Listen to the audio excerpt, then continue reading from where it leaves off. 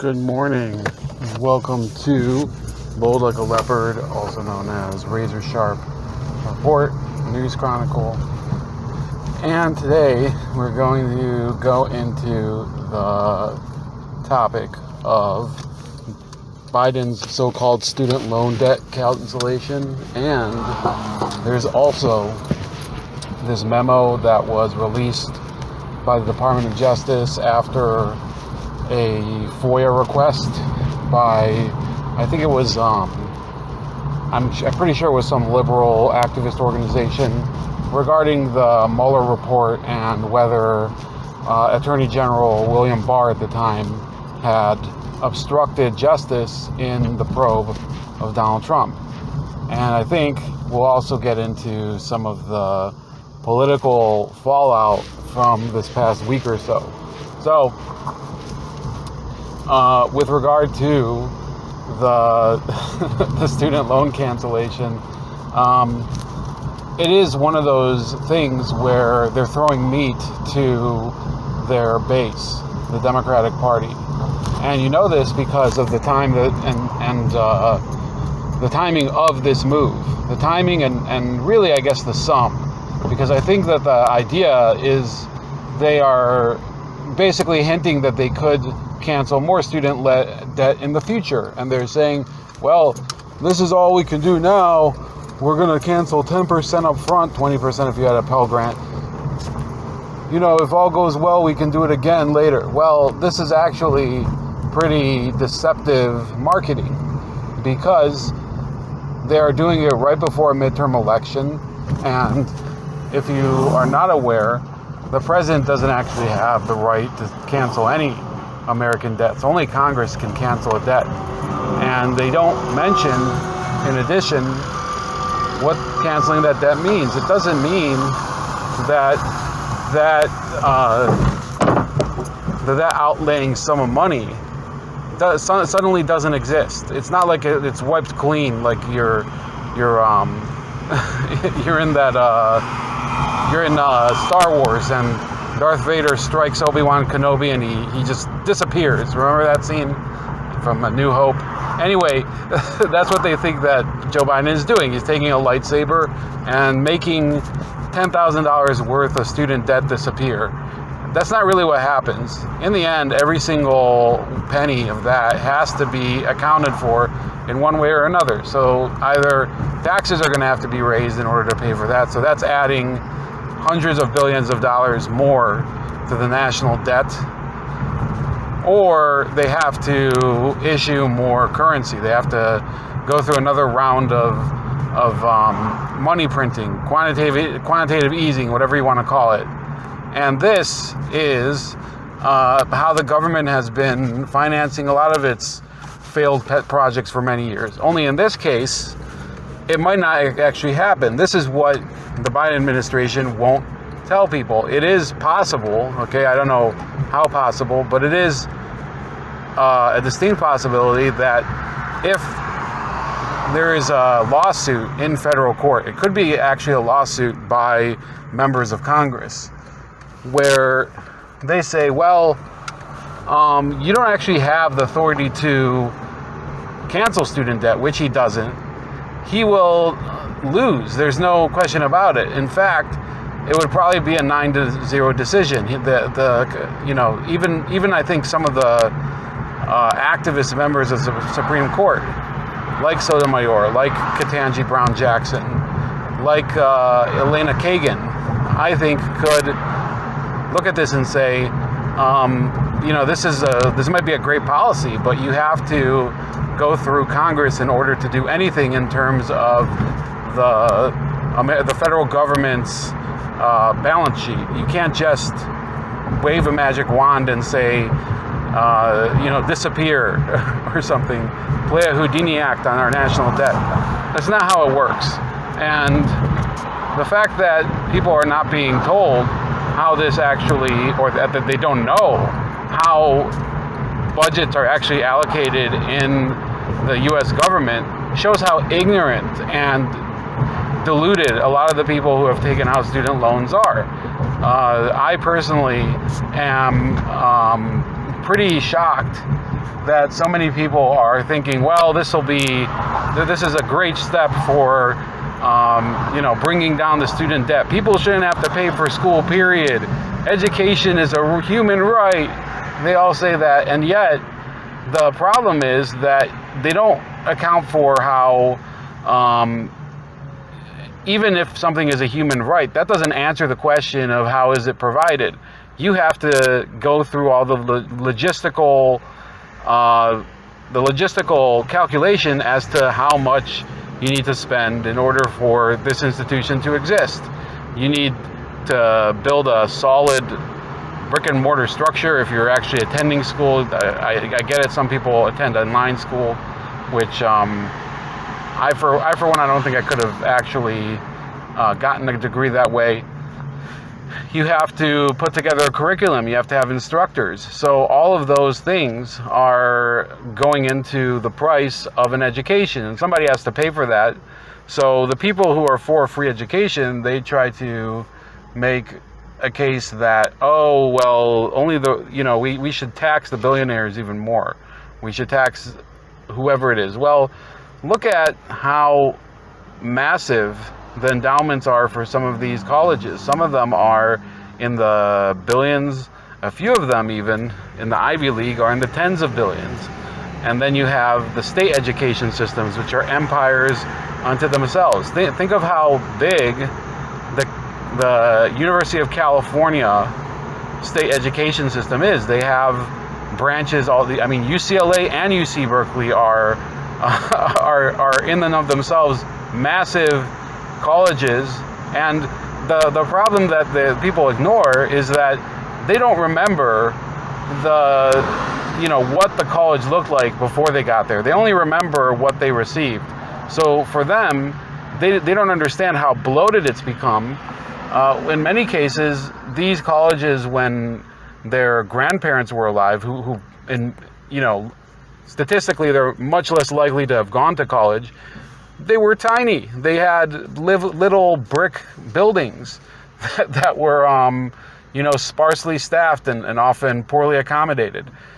College back in the 1940s and before that was usually, it was something that people who had money could afford, but it wasn't exactly the most luxurious experience. You had a lot of obligations, and they held you to a pretty high standard if they could. Obviously, there's always been people who got through because they're super wealthy or because they knew how to work the system, but it's nothing like it is today. Today you have this, this industrial assembly line of colleges that they process people in, use their student loans in order to pay for more frills that are not really bells and whistles, that don't really make your education better or worse.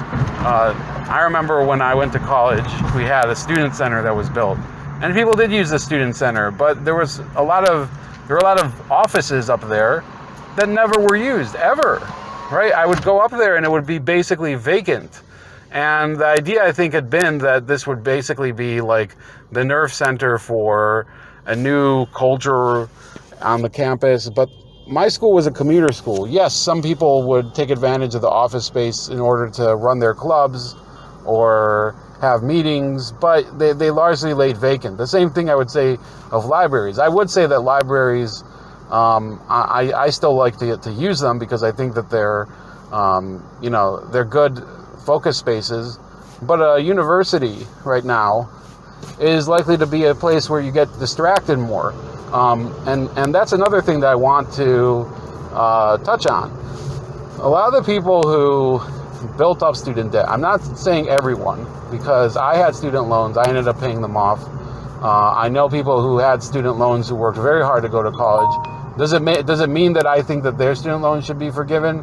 Not really, but I understand where they're coming from, because they built up this, they built up basically this vision of what they were going to do with this college degree. They wanted to work hard after school. They wanted to use it in order to get ahead in life, and it didn't really work out. And they completed their degree, usually. Obviously, some people, they had things that came in the way, health reasons or whatever. Maybe some people for example, may have experienced a death in the family that they couldn't finish their degree. But there is probably a massive portion of this student debt that is held by people who didn't really spend responsibly while they were in college, or they had very poor guidance and poor decision-making when they decided on their degree. They may have taken a degree in something that had very little demand. For example, architecture. Architecture is a very sophisticated career, but it doesn't necessarily help you if there's very little home building where you are, or there's very little, if you're in an area where the industry itself is in very low demand, then your degree will probably go to waste. You have to move away. And some people aren't willing to do that. And I'm using architecture just as an example. No offense to anyone who's gotten a degree like that, but there's other degrees that are out there, women's studies, for example, that there is no practical use for them. Now, people can get hired with a women's studies degree because nowadays there is this artificial demand to have diversity, equity, and inclusion. And one of the ways that you can have that is by having women's studies or gender studies or black studies or all these other ethnic or identity-based degrees. They can get you a job, but a lot of these people who I think are graduates with these degrees don't have where to go, not as of right now. And frankly, I don't think I would hire them anyway. What actual value added can they bring to anything? In fact, they probably subtract value. A person with a gender studies degree, you put them in a boardroom where people are trying to make decisions on capital investment. At the moment, for example, where I'm working, I'm headed to work as I'm speaking right now. The team I'm on, we're trying to build a business case for a cost reduction project. Now, you bring a person who is a gender studies graduate who does not have a degree in finance or in any other any other business that would involve cost reduction. Now, they could try to make some suggestions, but the likelihood is that their degree would not contribute to any of the conversation. It would probably just distract, if they even brought it up. So these degrees are a major waste of time, and the loans that were taken out in order to get them are a sunk cost of a failed society, a society that prioritizes titles over actual accomplishment and ingenuity. And I'm not going to preach to you as somebody who has accomplished great things. I would say that I went through the whole college cycle. I got 2 degrees, but I did pay them off. I will say that in my defense, and I tried not to take out too many student loans. And the temptation was great. And there were many people who gave into that temptation. Every single semester, or I think it's every single term, you had to authorize student loans. And think about it, there were people, I'm sure that you may have gone to college and you met them, who would re-up for the maximum value, and they would go out and they would buy new furniture. They would buy a big screen TV for their dorm room. They would buy, or for their frat house, or whatever. They would max out their student loans and live it up and have keggers all the time. And that was actually the mindset of the time when I was in high school. Okay, I didn't go to college when I could have. After high school, I ended up going to the military in Israel. But during the era when I was going to high school, that was the era of movies like Road Trip and Van Wilder, and people were watching Animal House, which had been made several decades earlier. And those are funny movies and old school. So those movies, they all have their comedic charm. The problem is that they were a reflection. It might have been a caricature, but it was still a reflection of society as it was at the time.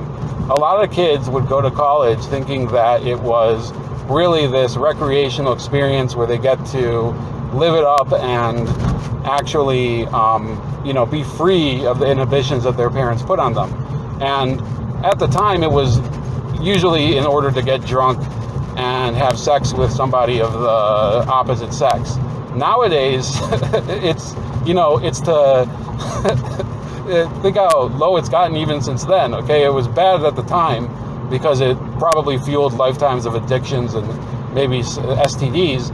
Now, it's in order to find people of all sorts of different genders and ingest puberty blockers or other. Well, it wouldn't be puberty blockers if you're in college, but to get hormonal treatments and change your pronouns and things like that. It's a similar issue. And believe me, some people might say, well, you're diminishing these people's identities by comparing them to a bunch of partying frat boys. Exactly. A lot of these people who are taking out student loans now under the same model are repeating some of the same mistakes as people who were Gen Xers or millennials when I was growing up. Okay, I'm not that old, but it's the same idea that you get a bunch of free money and you spend it on stuff that's not actually going to help your career. People talk about finding themselves in college. I didn't really find myself in college because finding yourself, I think, it's not something that you can trust an institution to do. So you think four walls are going to tell you who exactly you are? I think that's a very naive way to look at the world. So the student debt bubble is probably going to continue to balloon. What are they going to do? So from now on, are people who take student loans, are they going to be getting that $10,000 discount? What's Biden's answer to that? Right? When does this actually see its end game? Because all I see here is some sort of giveaway that doesn't have a real impact on the problem that you're talking about. Yes, you give some people sort of a little bit of a hand up, I would say, a little bit. But in reality, they're not going to be able to pay back those student loans if you basically inflate the economy even more, inflate the currency, I should say. What's going to happen is that this will be added onto the balance sheet of all the other things that are going on, and that includes all of the other spending that Biden did with his new IRS Expansion Act, the quote-unquote Inflation Reduction Act, or IRA, the IRA that will blow up our economy and turn it and basically burst it into smithereens. That's basically what Biden is doing. And don't let yourself be deceived into thinking that it's anything else. The person who receives that $10,000 write-off of their student debt, they still have to go to the coffee shop and work that job for often wages that are less, they go less far than they went only a few months ago. I actually was marveling, so this goes a little bit into the political scene that's going on right now. I was marveling at this ad that Dr. Oz put out, the stupid crudité ad, which didn't really hit very well. And I saw somebody else did a much better ad. A guy who's running for Prime Minister in Canada, Pierre Poilievre, or whatever you call him. So Pierre Poilievre decided that he would basically play like he's having breakfast with Justin Trudeau, and he actually does a very good job. He's actually a good actor, and I wish we had somebody like Poilievre here in the U.S. Who could actually deliver lines as convincingly. And he goes and shows each item as he's talking to the camera playing the role of Justin Trudeau, and showing him, yeah, this is the butter. This went up by 65% or whatever it was. I'm just pulling figures out of the air. This is the coffee. The coffee went up by 17%. So that's the way that you basically, like, there's a way to deliver a point.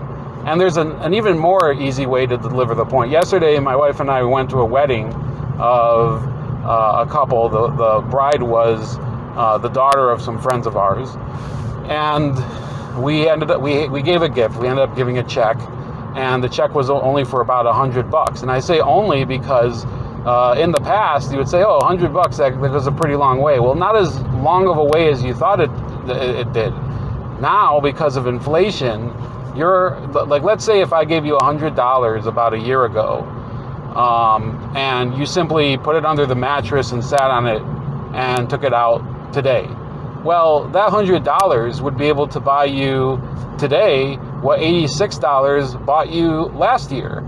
You lost 14% on your capital. And those people saying, well, maybe don't think about it this way. Maybe think of ways to invest your money and whatever.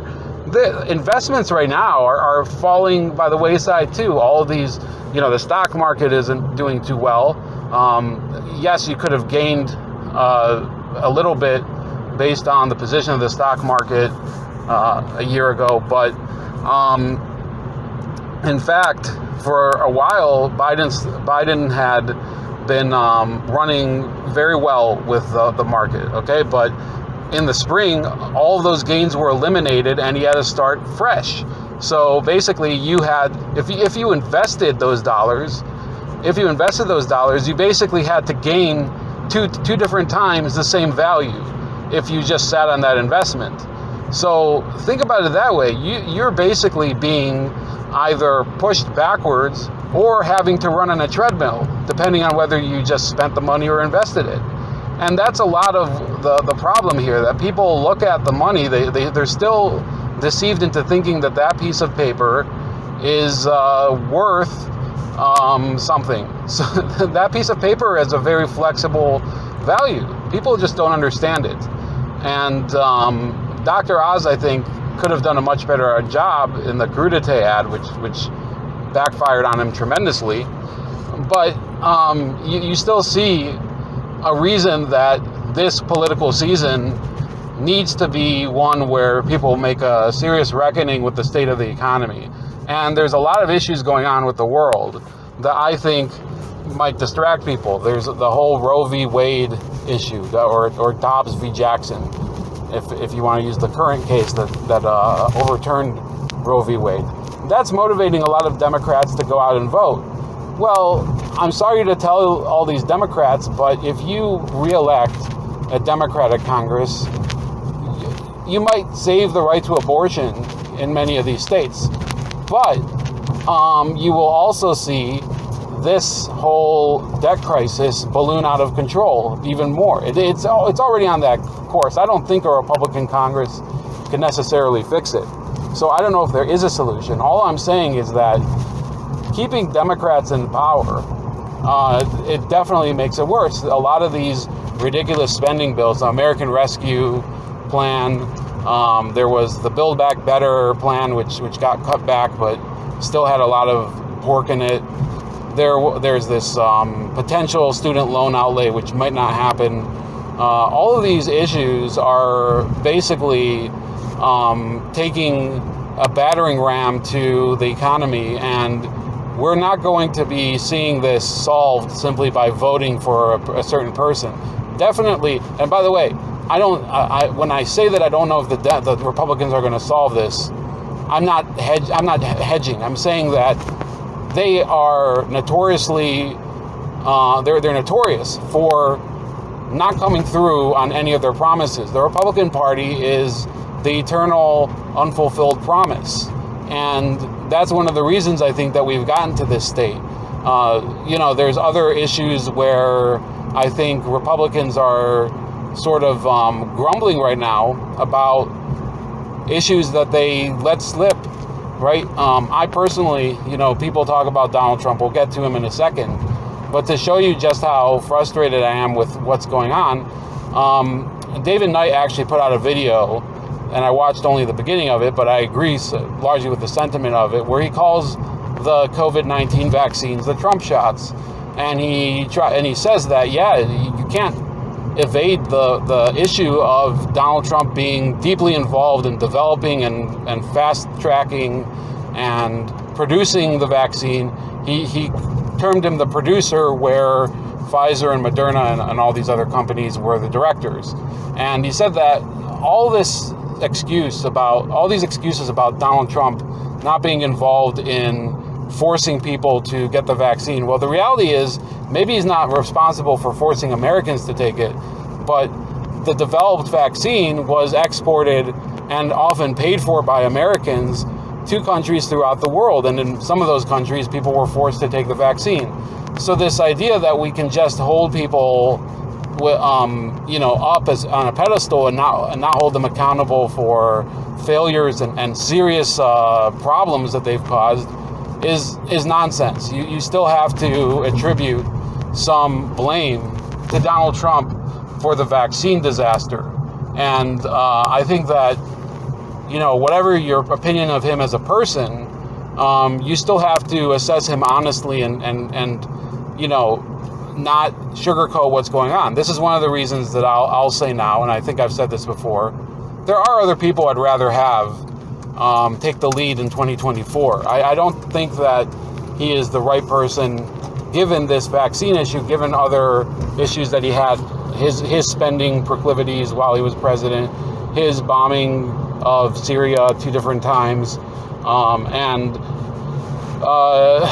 that's something that I think I have to get out of the way, because a lot of people are just willing to kiss his feet and not offer proper criticism. And it's not personal criticism, it's just the truth. He did this, and people are dealing with the consequences. The vaccine is deficient, it does not work. It also looks to be dangerous for a lot of people who were ultimately compelled to take it, people who are in their teens and 20s. So I'm not going to just say that, this happened under him, but he didn't really do it, and somebody else decided to do it, and it's not Donald's fault. Sorry, but he's the commander-in-chief, or he was, and the buck stops here in that case. Now, given the choice of him versus President Biden or versus any of the Democratic nominees, I think he would be better. I think that somebody who introduces a vaccine onto the market that's not properly tested and is only authorized for emergency use and doesn't even have a year of clinical trials behind it, I think that's a big problem, and it's a red flag. But a bigger red flag are the people who supported taking that vaccine and mandating that everybody put it in their bodies. And that's where I stand on that issue. So, given the events of this week, I do think the Republicans are struggling to actually connect when they are on the campaign trail. They failed to swing a seat in a special election in New York, although it was pretty close, and they should have probably pulled it out. They didn't, and somebody has to take the blame for that. And it definitely goes to whoever was, directing messaging in that campaign and it's only a special election for a few months, to fill a seat for a few months, a seat that's basically being broken up. But there were a couple notable positive developments. One of the positive developments was that you have in Florida a Democratic candidate who I think will probably be annihilated by Ron DeSantis. Charlie Crist, who he ran for governor after being governor. He took one term from 2007 to 2011, and then decided that he wanted to be a senator and lost to Marco Rubio, who was a decent pick at the time. And then in 2014, he tried to run for governor again. He wanted his old job back that he'd given up, and he was absolutely blasted out of the sky. When he ran, I think he ran as an independent, but I might be wrong. Anyway, so Charlie Crist is back, and I think that Ron DeSantis will probably obliterate him because he's not a candidate that has very strong principles behind him. He's largely a person who is running on the platform of I support the current thing. He is the natural development of a lot of red state governors who are cowards, right? The people like Asa Hutchinson of Arkansas, people like my governor, Mike DeWine. They like to take positions based on public polling, based on what the public likes in terms of very simplistic polling methods, and you get the society that you get from those results. When you govern, you're supposed to govern with your own personal judgment and compass. You don't govern based on people coming to you and asking for goodies, right? And I know it might sound patronizing, but that's the truth. There's a lot of issues that poll well, like universal health care and free college, that they sound great and they're not good ideas, but they poll very well and everybody wants them. Who wants to pay for health care? Nobody wants to pay. The question is, can you find a way to make people get it for free and have the service be equal to what you would normally get? Well, that's an unsolved question. It's actually not true that these countries that have universal health care offer the same degree of expertise and care. In Britain, their national health service is actually terrible. And there's a lot of disagreement about how well they do it in Canada. But my conclusion is that Charlie Crist will probably be annihilated by Ron DeSantis in that general election over the Florida governor's race. So, final topic is there was a memo that was released concerning Bill Barr and his, I think what you would say was his conclusion based on the Mueller report. And liberals were basically grumbling and saying this shows that he was disqualified, Bill Barr, for what he said about it. You know, that he twisted the words of the Mueller report and everything.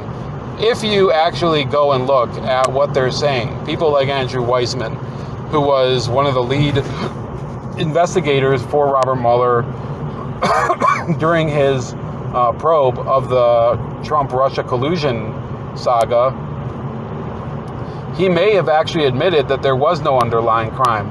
One of the things that he said in an interview, I think it was an interview on MSNBC, in response to the release of the memo, was that it's not true that you can't obstruct justice if there was in an investigation if there was no underlying crime. So is he trying to say that there was no underlying crime? I don't know. Maybe he's just saying, well, there was a crime, but if there was no underlying crime, we can still indict you for obstruction of justice.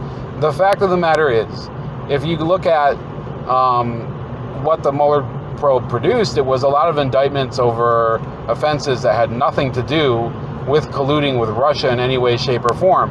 You had Paul Manafort convicted essentially of not reporting taxable income from his consulting work in Ukraine.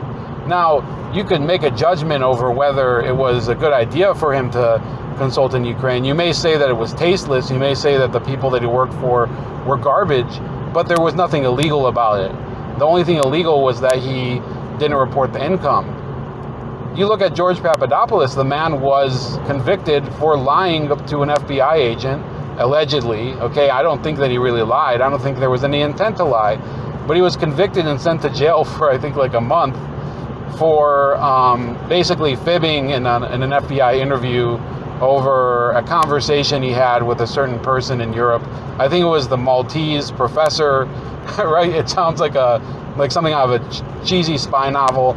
So Joseph Mifsud was this professor that was basically talking to George Papadopoulos, and the FBI alleged that he was a Russian intelligence operative, when in reality that's never been established. So they put George Papadopoulos in prison for these allegations. It has no connection to Russian collusion. There's no evidence that the collusion actually happened. Nobody could ever establish that George Papadopoulos did anything in order to act as a go-between from the Trump campaign to the Russian government. So him going to jail under this nominal conviction was a process crime. Other people that went to prison, Alex van der Zwaan, this Dutch attorney who nobody can actually establish why he was actually charged. Also, the charge had to do with lying to a federal agent. Look, it is technically a crime, but why are you prosecuting people who otherwise didn't commit any other crimes for lying to a federal agent. That's one of the big problems that we're seeing here, that there is this desire by the media to not just pursue Donald Trump for crimes that he may have committed lately, okay, and they can't really establish those, but to go back in time and say that, well, we should have pinched him over here because he was actually guilty back then. There has been no new evidence, and there wasn't evidence at the time, of any Russian collusion. And many of the people who were alleged to have colluded with Russia were in reality people who, like Carter Page. There were allegations. He was never convicted, but there were allegations that he was a Russian spy when he had actually reported Russian intelligence agents to the CIA and had cooperated with them. And the Department of Justice decided on its own, they actually admitted that they changed the documents to show that he did not cooperate when he actually did. And that's an egregious miscarriage of justice, to take somebody who's actually cooperated in an investigation and say, well, he did not cooperate, he did not report these people. That is really the lowest form of persecution, when you take somebody who actually helped on a certain issue and you throw them under the bus and decide that, well, it's more important to put him in the slammer than to actually tell the truth. And Carter Page is a very lucky man that he's free today, and that he was not actually dragged in front of a judge and put in shackles like some of these other people were. So all of these issues relating to the released memo by Bill Barr, the Democrats and their various attorneys like Andrew Weissmann, they're trying to spin it up like, you see, there actually was something here and Bill Barr was a liar. Andrew Weissmann used as an example for in this article that I think he talked, they featured a quote by him where he said, there are cases where you can have obstruction of justice with no underlying crime. What about the Arthur Andersen case? That was the case that he was active on. Arthur Andersen was the accounting firm during the Enron saga. Well, the Arthur Andersen case is an example also of a prosecutor that ran wild and didn't actually know when to say stop. They put Arthur Andersen through the ringer, and they ended up destroying that company, but their conviction was overturned by unanimous Supreme Court decision that held that the crime was never properly defined. So you have Andrew Weissmann basically citing an example of what was a proper use of obstruction of justice in a case where there was no underlying crime. Are you trying to say that Arthur Andersen didn't actually commit a crime? So that just shows that this is the type of mentality that they have. We're not going to convict you for a real crime, so we're going to just investigate you, and once we can find a way to conclude that you obstructed the investigation, we're going to prosecute you for that instead of an actual crime. So that's about it. Please like, share, and subscribe. You can find all of my links on social media and on the video hosting platforms in the link tree below. And have a great day, and I'll talk to you later.